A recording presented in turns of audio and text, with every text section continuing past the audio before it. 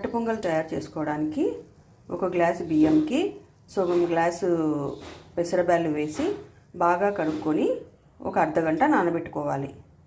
ఇలా కుక్కర్లో ఆయిల్ నెయ్యి వేసి తిరువాతకు వేసుకొని కరివేపాకు వేసి అందులో చీల్చిన పచ్చిమిర్చి ఉంటే ఉల్లిగడ్డలు అల్లం వెల్లుల్లి పేస్ట్ వేసుకొని బాగా కలుపుకోవాలి. మగ్గించాలి కొంచెంసేపు. తర్వాత 1కి 4 గ్లాసులు నీళ్లు పోసుకోవాలి తిరువాతలో. తర్వాత తగినంత ఉప్పు మిరియాల పొడి వేసుకొని నీళ్లు మళ్ళించాలి. ఇలా నీళ్లు బాగా మళ్ళినాక మనం నానబెట్టుకున్న పెసరబ్యాళ్ళు బియ్యంని దీంట్లో వేసుకొని కొద్దిగా సేపు మగ్గించాలి. ఇలా ఒక 5 నిమిషాలు మళ్ళిన తర్వాత కుక్కర్ పెట్టి ఒక 4 విజిల్స్ రానిచ్చుకోవాలి. ఇలా ఈ విధంగా ఒక 5-6 విజిల్ రానిచ్చినా ఏం పర్వాలేదు.